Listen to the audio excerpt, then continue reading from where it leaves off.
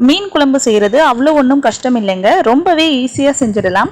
இப்போ ஒரு சட்டியில் 3 டேபிள் ஸ்பூன் நல்லெண்ணெய், 1 டேபிள் ஸ்பூன் ஆயில் விட்டுக்கோங்க. எண்ணெய் சூடானதும் தாளிப்பு வடகம் போட்டு பொரிஞ்சதும் 10 சின்ன வெங்காயம், 6 பல்லு பூண்டு, 3 பச்சை மிளகாய், கருவேப்பிலை எல்லாம் சேர்த்து வதக்குங்க. இப்போ ஒரு தக்காளி கட் பண்ணி சேர்த்துக்கோங்க.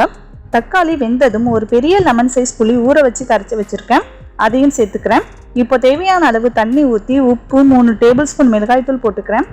வீட்டில் அரைச்ச குழம்பு தூள் தான் போடுறேன். இப்போ மீடியம் ஃப்ளேமில் வச்சு மூடி போட்டு நல்லா கொதிக்க விடுங்க. குழம்பு கொஞ்சம் சுண்டி வந்ததும் இப்போ கருவேப்பிலையை இப்படி கசக்கி போட்டுக்கிறேன். இப்படி போடும்போது ரொம்பவே மணமாக இருக்கும். கட் பண்ண மாங்காய் போட்டு ஒரு கொதி வந்ததும் க்ளீன் பண்ணி வச்சிருக்க மீன் சேர்த்து கொதிக்க விட்டு இறக்குனா வீடே மணக்கிற மீன் குழம்பு ரெடி.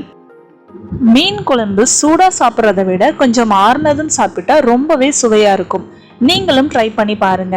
பிடிச்சிருந்தா லைக் பண்ணிக்கோங்க, மறக்காம சப்ஸ்கிரைப் பண்ணிக்கோங்க. தேங்க்யூ, பாய்.